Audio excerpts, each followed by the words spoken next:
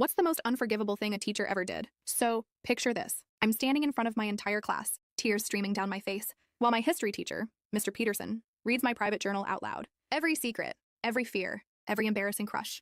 And the room? Dead silent. Except for a few kids giggling. It all started because life at home was falling apart. My parents were constantly fighting, and I felt like I was drowning in the chaos. So I turned to this little blue notebook my grandma gave me. I'd pour everything into it.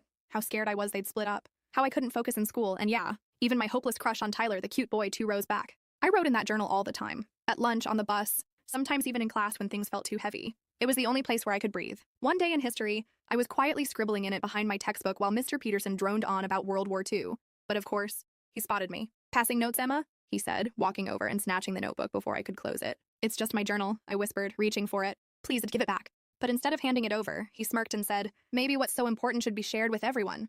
At first, I thought he was bluffing. Teachers always say they'll read notes aloud, but they never do. Except Mr. Peterson did. He started with harmless stuff, how boring class was and people laughed. But then he kept going, into the parts about my parents fighting, how I cried myself to sleep, how I was terrified we'd have to move. And the worst, the pages about Tyler, how I practiced what I'd say if he ever talked to me. Tyler sank so low in his seat I thought he'd slide under the desk. My best friend Lily looked like she wanted to vanish. And me? I stood there frozen, watching my most private thoughts become a public comedy show. When the bell rang, I bolted to the bathroom, locked myself in a stall, and just crumbled. My phone buzzed nonstop.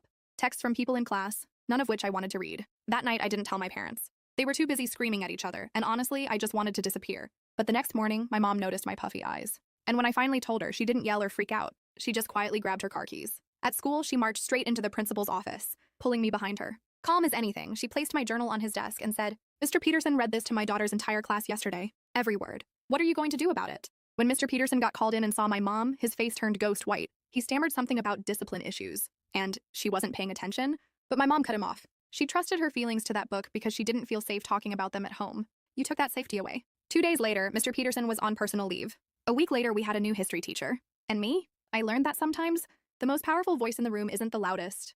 It's the one that quietly stands up for you when you can't stand up for yourself.